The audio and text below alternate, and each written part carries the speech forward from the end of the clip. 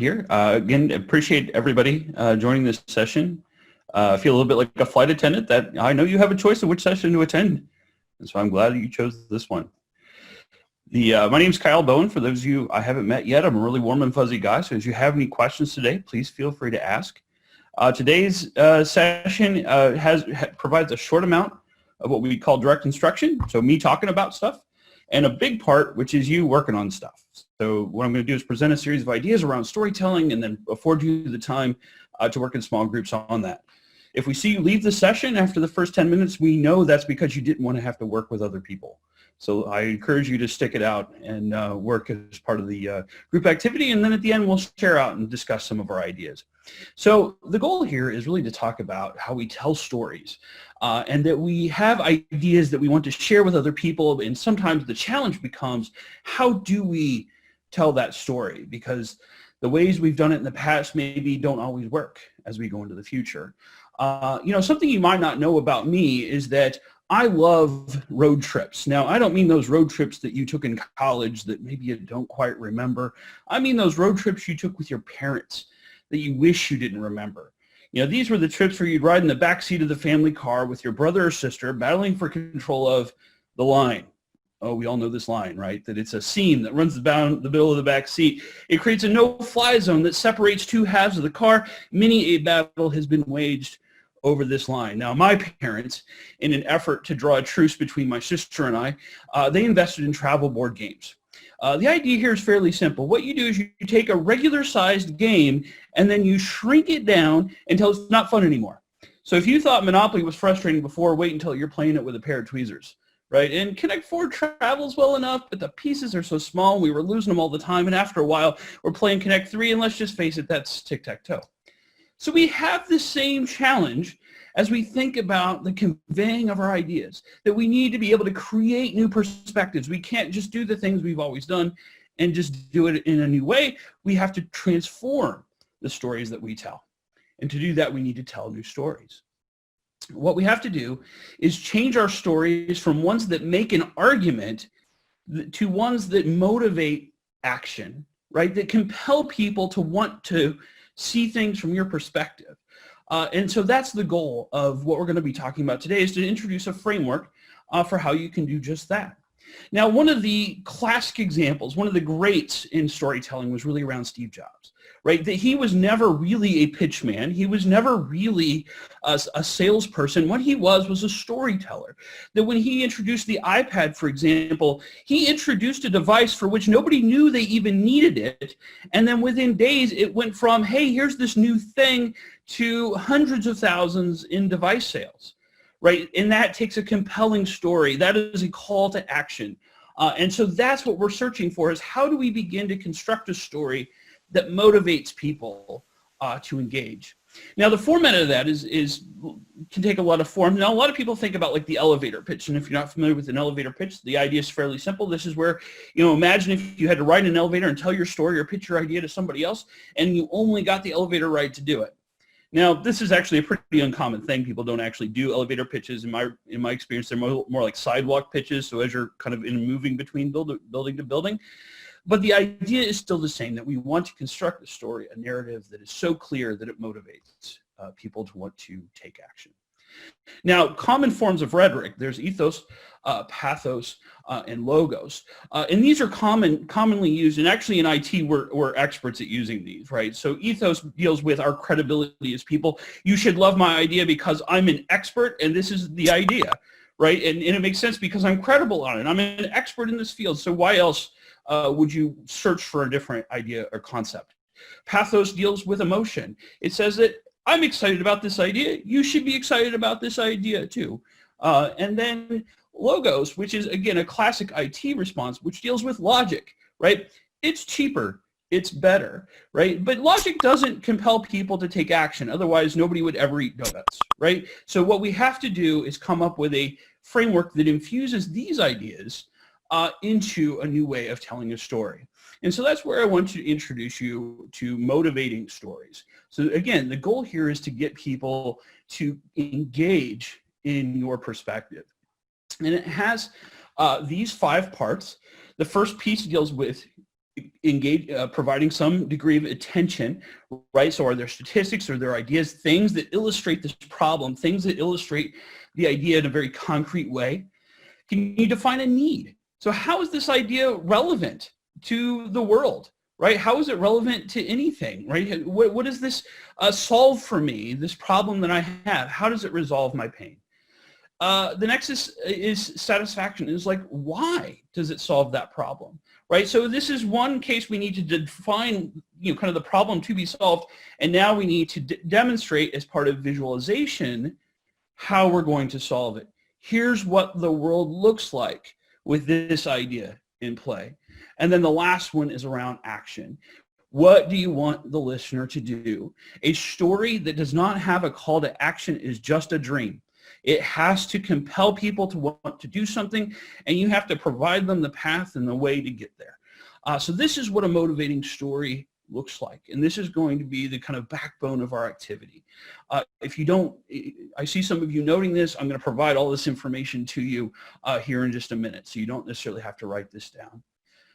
So to show you an example, I'm going to use the Snuggie, right? So this is a worked example. And why do I choose the Snuggie? Because its use of motivating language is so blatant and so apparent and so obvious that it makes it a really great example of it. So what I'm going to do is transition into a, congrats to Mary Rose, who loves to use her Snuggie. And maybe, I didn't even think, so I'm not from Arizona, maybe Snuggies aren't as popular here, but certainly if you're from the upper Midwest, it's a cultural phenomena. And so what I'm going to do is go ahead and advance into a video here. You want to keep warm when you're feeling chilled, but you don't want to raise your heating bill. Blankets are okay, but they can slip and slide. And when you need to reach for something, your hands are trapped inside.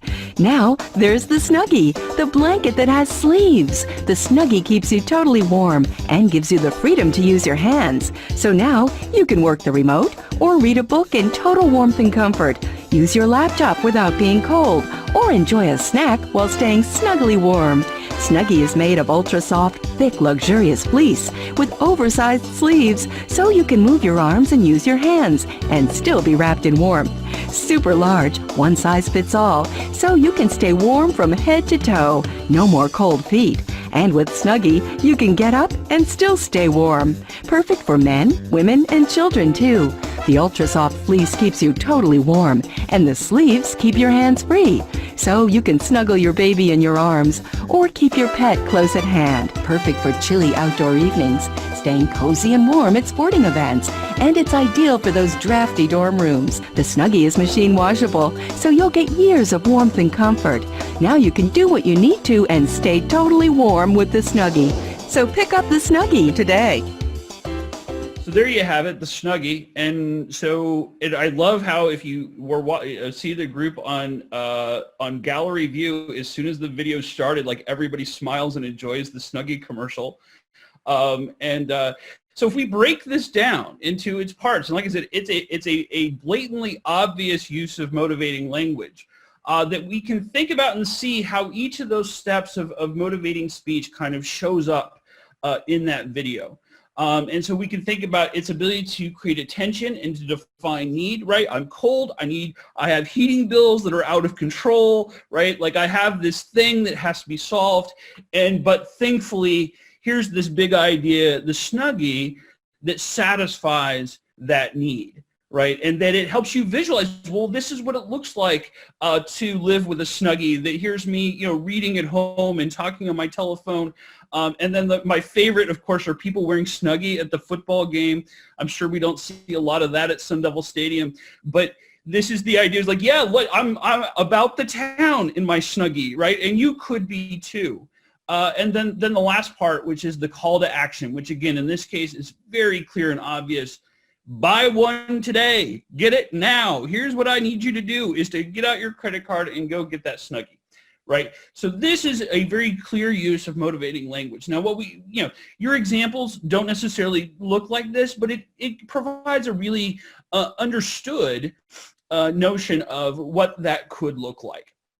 So what we want to do is transition this into our activity, and we're going to spend a chunk of our our session time today on this activity. So what we're going to do is we're going to put you into breakout rooms, and what I want you to do is create a 1-minute story. So work with your group. For your group, you're going to come out of this with a 1-minute story that convinces someone on the benefits of an object that I've assigned to your group, right? And so up here in the corner, you'll see my red plastic cup. This is an example. So we're going to sit, so down at the bottom is a link. We'll put that same link in our chat so you can get it there too. And from there, what you do is you find, based on your group number, so when you get your breakout room group number, you'll see in the upper left-hand corner, this would be like group number 4. So this is your object. And then there's a group work doc link. So you click on that link and that will provide you a guide for completing the activity. And so, like I said, each of you have been assigned an object at random. And what we're going to do is, 1, agree on the use, find your object. 2, agree on the use for this object. And I'm going to explain that a little bit more in just a second. And using the guide, which uses the framework that I just outlined around kind of a motivating story. And then the last thing I want you to do is identify somebody from your group to share it with the larger group. So after the breakout's over, to basically be your pitch person or storyteller to share your story around whatever the use of that object is. Now, as you think about the object, you don't have to define it for its intended purpose. So, for example, if you had a concrete block, you could say, well, that's either a building block or maybe it's a piece of furniture, right? You could decide for yourself how you want to define the need of or the use of the object. Another one, if you had an ice cube tray, is it an ice cube tray that makes ice cubes, or is it a margarita maker, right? So you could decide within your group, what is the intended use of that object for which you might motivate people to engage with. So along those lines, here again is our storytelling group guide. And while we're doing that, I'm going to stop sharing for just a moment here. Perv, if you could prepare to get our folks into groups. What would be great is if we had, let's say, 10 groups of 5, since we have 50 people, or as close to that as we can. Okay, got it. And 1 second before you send everybody out, I'm going to put the link. Lost my link. Hold on.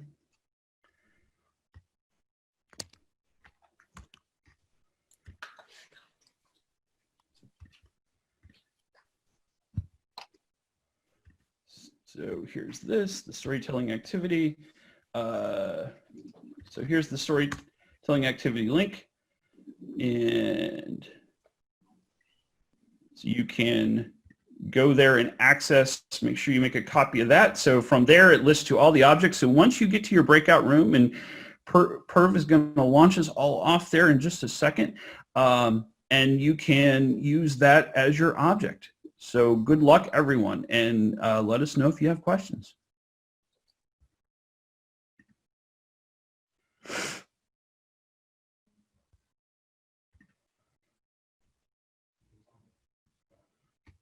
Oh, gallery view is dialing down.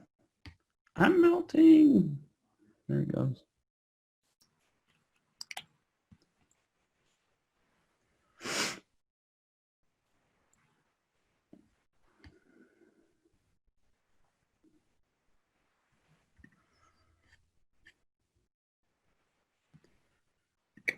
I'm also Hey, how we doing?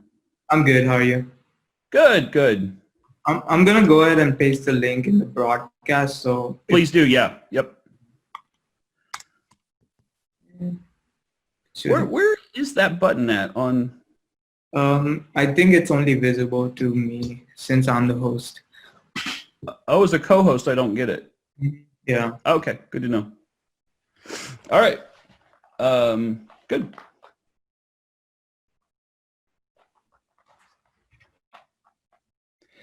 I'm going to join one of the breakout rooms here, and so, but if you need anything, just send me a Slack, okay? Okay.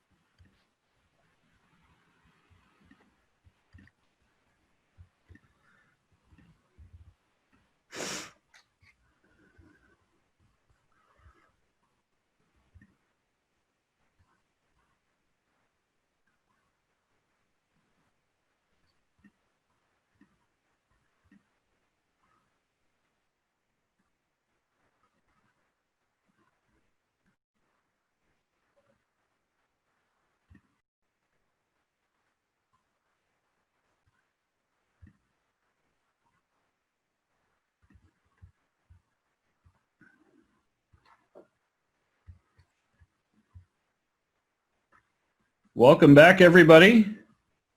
Still got a few stragglers coming in, I think.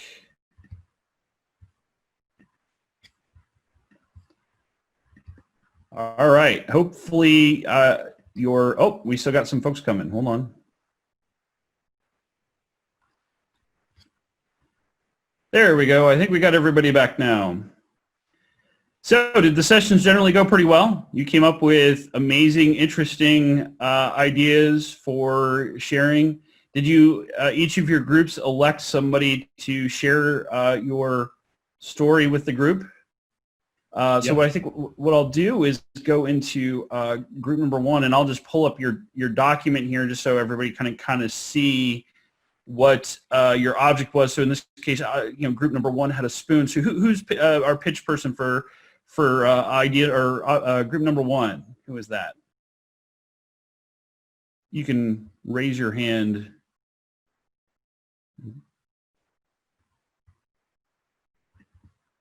Was there nobody? I'll do it. We didn't really elect anybody. All right, Roger. Thanks for stepping into it. Yeah, no problem. So we actually were going with the traditional use of a spoon, only just to present it in a different kind of way. So the idea was, if you can scroll down my document a little bit. There you go. So caveman sitting around, eating with their hands, and you tired of eating with your hands, dirty, nasty hands. You need a spoon to show a nice, shiny spoon. If you scroll down a little bit more, where our visualization, we got a caveman. He's around, he's touching everything, he's doing all this work with his hands, and then he goes up and he picks up food with his hands and starts eating. So it gives you that kind of, ooh, gross. He's eating with those filthy hands. And then you cut to a nice clean spoon and show another caveman eating with a nice, shiny, clean spoon. And then the action there is, don't be like Grog and Nog, buy a spoon. Brilliant. See, this is fantastic, right? You've taken what was an everyday item, the spoon, you've put it into a story arc that went back literally to the beginning of time to help people understand why your idea of an eating utensil of a spoon is so transformative to how you approach this problem. Fantastic. All right, group number 2. Who's our pitch person for group number 2? I am the pitch person for group number 2. All right, Mary. Okay, so we can't get our work done. Our house is piling up with empty Amazon boxes, and there's an overwhelming amount of cardboard boxes that need a purpose. We also have far too many cats that are bored and looking to escape our ever-present routine from COVID-19. Our soil is also in need of nourishment. What could you do with your overwhelming array of Amazon boxes? Do you have a bored cat, a mischief maker, a home destroyer? Does your cat stomp on your keyboard for attention? Do you need airy elements for your compost? We have your solution. And if you wouldn't mind scrolling down. Oh, sure. Scratching of inappropriate items by cats was reported at 83.9%. Most cats, 81.5%, scratched chairs or other furniture, and 64.1% scratched carpet. Your cat scratches your couch and doors and carpet? Well, worry not. Contain and entertain your furry friend and sustainable and containable kitty castles. So the problem is you're trying to work and your cat won't leave you alone. She keeps stomping on your keyboard. What can you do? Are you drowning in Amazon boxes now that we're ordering everything online? What can you do with them? Use your Amazon boxes. After the cat shreds them up, put them in your compost. The cat's happy, landfills are empty, and tomatoes grow, and you get your work done. Repurpose your Amazon boxes as a cat containment kitty castle and use the shredded remains for your vegetable gardens. Unbelievable. That's fantastic, right? Who doesn't want to go out now and make a kitty castle out of their Amazon boxes? Because you know you got a pile of them, and now you're out of excuses. You're going to go out and get a cat just so you can build a cardboard kitty castle. Awesome. Awesome. All right, group number 3. Who's our pitch person, group number 3? It's a terracotta pot, or is it? Is it a terracotta pot? It is, especially if you're craving for that old school wood-fired brick oven pizza and can't get out. What can you do? Well, you might have access to ingredients and materials around your home, and one of those may be a terracotta pot going to waste, either with plants or just weeds.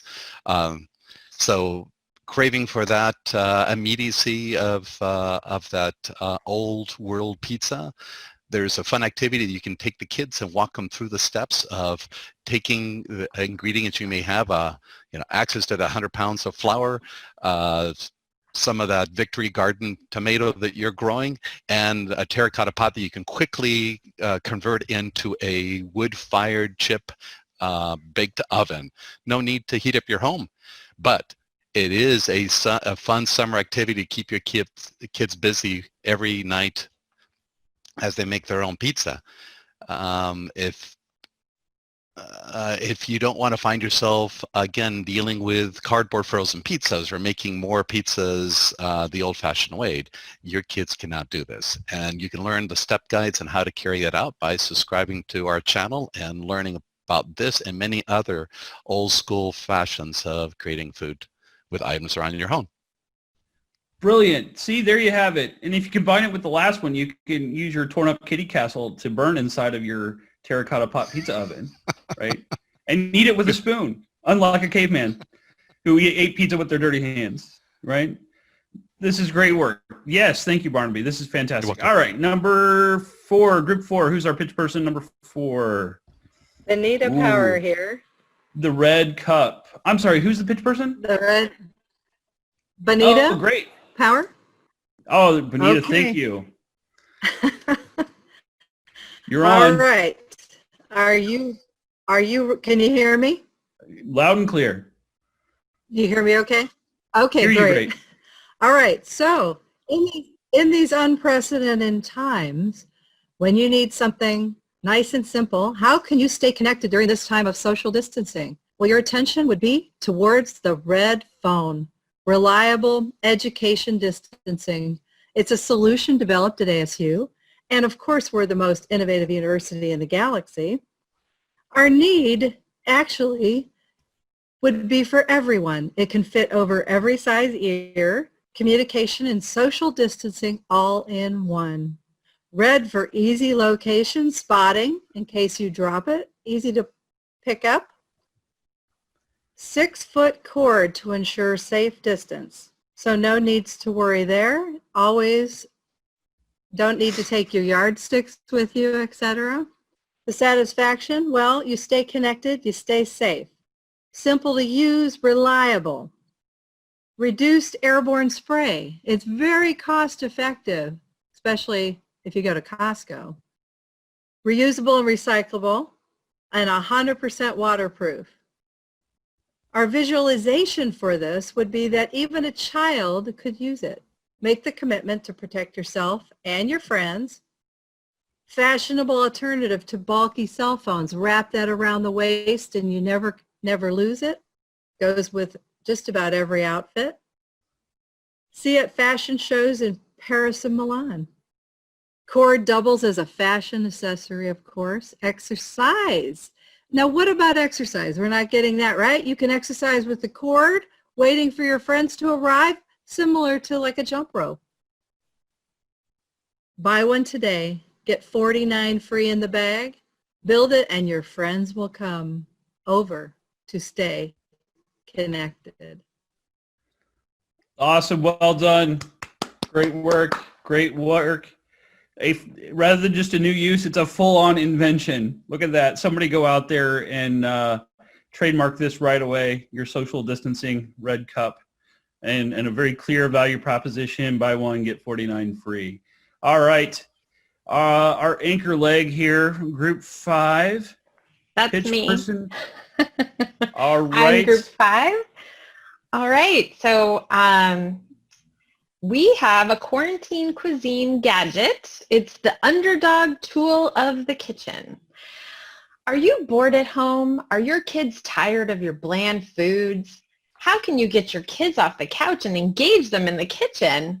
Do you like a golden brown pie crust or evenly distributed sauce on your rack of ribs? What about all those pesky crumbs that fall between the cracks in your stove? So, with the schools shut down, it's a great way to involve children in the art of cooking.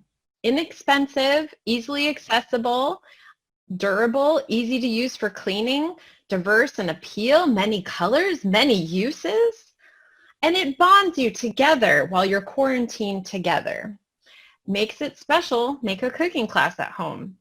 So, delicious home bake and home cooked meals are prepared together. Without it, bland foods, sad families. So, paint your food delicious. Wow, there it is. See, There it is. paint your food delicious. It even comes with its own trademarkable phrase. Tagline. Yeah. Yes, I love it. See, there you go. So in our, we did just have the 5 groups, right, Perf? I want to make sure I didn't miss anybody. Great. Yes. So you can clearly see that in a very short period of time, using kind of a storytelling framework, each of you not only invented an idea, developed a story, you were able to kind of orchestrate that, and then present it back to the group. And so what you can see is our ability to kind of formulate ideas in such a way that it helps others see it from a different perspective can be very influential. So as you're kind of engaging in your work, working with your teams or interacting with others, and you have ideas that you have challenges that you want to raise or solutions, that you can apply this kind of session or this kind of framework to telling those motivating stories, right? Because this is, again, the idea is to get people not just to know what your idea is, but how do you transform them into somebody who kind of sees it from your perspective and wants to engage in it actively. Here we are down to the end of our session. Since we had a really great group discussion, I'll hang out for a few minutes here, but if you'd like to take a few minutes before the next one starts, since we're running a little bit behind, feel free to go with that. I thank you very much for your time. Like I said, I'm happy to hang out and chat as anybody would like. Thank you so much today. Hey, Kyle. Yes. Thank you, I have a question. Please. I'm trying to figure out how to leverage storytelling as one of my KPIs, and I'm trying to figure out how can I do that? Like, I'm just so lost, but I definitely want to. Somebody had suggested it, and I love it. I just don't know how to do that. Sure. So that's where, so one of the most effective ways to do that, so the challenge with stories as a KPI is that they don't necessarily have really great metrics that surround them, right? That there's not a number you can easily point to. Now, if you do have numbers, then that definitely makes for an incredible story, especially if those numbers align to the mission or the purpose of the university. So if we're talking about, thousands of courses or tens of thousands of students or faculty in numbers of hundreds or whatever the case may be, those are incredibly powerful numbers. Now, the numbers don't always tell the story, right? So the story of a transformation isn't usually found inside of numbers, because a number like 1,000 courses transformed, well, what does that mean exactly? So what we need to do is tell the stories of the people we work with. And the challenge we have as technologists is that many times we are the least credible people to be telling technology stories. Because we work in technology, of course we think it's awesome, right? So what we need to do is tell the stories of our partners, the people we work with, the faculty, the students, the staff, the people across the university. And we tell our stories through them, through their accomplishments, through their ability to transform. And so that's where using a story as an indicator is about demonstrating how is this transforming or changing the institution, or another term that's often used is around creating capacity.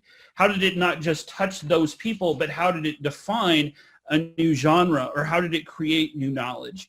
And that's where Dr. Crow used a really interesting phrase when he talked about the role of technology and talking about its ability to enhance our academic purpose.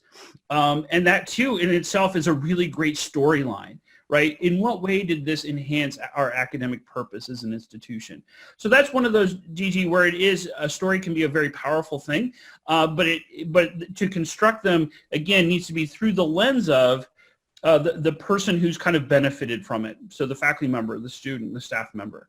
So how do you suggest about like going about getting that information? Is it something that maybe, like, let's just say, because I'm trying to work on the tech studios, right? So do I put something out there after the first 60 days or something, and then try to solicit feedback, and through that feedback I create these stories, or how do I get that? Exactly, it is. So this type stories are a ground game, right? It's about talking to people. If you can come up with a renewable vehicle or a way to generate a lot of stories, that's awesome. So during this COVID activity, we've had the Silver Linings Playbook Slack channel. That's what that Slack channel has done, is it's generated these stories as people have shared their experiences. But usually it comes from having conversations with people. Right. And so as people, engage or have challenges, or if you see common threads, it's as simple as, oh, well, who is this, that's asking these questions, and then reaching out to them and saying, hey, what has your experience been? So as we've thought about the way that our faculty have moved to teaching remotely during the last 6 weeks, what I was looking for were faculty who had engaged in large enrollment courses, who had struggled with engagement in the past. What does it look like today? Just sent them emails. Hey, can I have 30 minutes of your time to talk about what your experience has been? And that's some of the best time you can possibly spend, because you get a first-hand account of what that looks like. And then the other part is from a technology standpoint, there's usually things we can help them with during that conversation. Hey, I'm struggling with this particular feature in Zoom. How do I resolve that? So that's another great way to do it. But stories are told by learning from people, and that's what makes kind of storytelling a very human process, and why it fits well as part of kind of a technology professional development program. Thank you. Sure.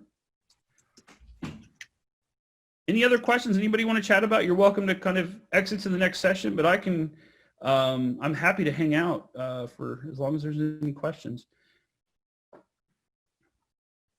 Mary lost her dynamic background that was reacting to what people were saying. I wish I had a background like that. He was so happy. Included in the storytelling exercise. He followed me in here. Thanks, Kyle. I'm going to go to the next one. Thanks, Thank Kyle. you so much, Mary. Thanks, Gigi. Thanks. Have a great day, everybody. Enjoy the next session. Take care. Thank you again. Barnaby, is that a question? No, I was okay, just watching fair my next door neighbor. No, your storytelling brought to mind a story. So my daughter's just graduated. She had the apprehension of how to best accommodate friends and family within this event. It's a tight job market. She's just moved back home last night, so there's boxes everywhere, in that sense of she was just on the threshold of what she figured was going to be the serious beginning of her adulthood, and here we are. And so a couple nights ago we had graduation, and instead of attempting to do something in the morning, we pushed it to the back, and we were all a little concerned as to how this virtual pre-recorded and Zoom enhanced experience was going to be like. And so we set a time. We invited about 40 people to join. We had my daughter, because she was the only student invited to speak at her graduation, was the valedictorian, so she spoke for her piece. We had Dr. Crow, then we had the dean from Barrett speak, and then we quickly fast-tracked to her little slide deck. We had my son-in-law, who's the communication major, gave this commencement talk, and then my daughter was invited to give her talk. The family did share rounds, and we did that for about 45 minutes. 2 takeaways. She walked away with feeling that she had now met, or this was validation, that there was a life milestone accomplishment that was recognized, and so she had that certainty of, that was her comment to her mom and myself, was, I feel like I've now arrived, I've graduated. The other was, and I heard this from family, was how can we ever go back to another graduation event? Being able to accommodate family from distinct areas into something that was synchronous but wasn't physically dependent. Having my mom and mother-in-law that, you know, they're in their 80s, and given everything that's going on, but even in a normal day, that would have been 2-3 hours to have them go to Wells Fargo and the heat and deal with all the people around them. It just, there's always concerns around that. And this brought everyone physically distant, but emotionally intimate. It was a benefit that I didn't anticipate, but I feel that is worth storytelling about and is worth keeping in mind as we transform and further enhance all the experiences, including the culmination of what our students go through and their families go through. Well, great. No, that's a fantastic story, Barb. Exactly right. It helps others understand perspective and engage with it in a way that they wouldn't have thought, you know, otherwise reasonable or possible. So no, it's a fantastic example. All right. Well, thanks everybody. Feel free to reach out if you have any questions or want to chat more. And thanks so much, Perf. Appreciate your help, bud.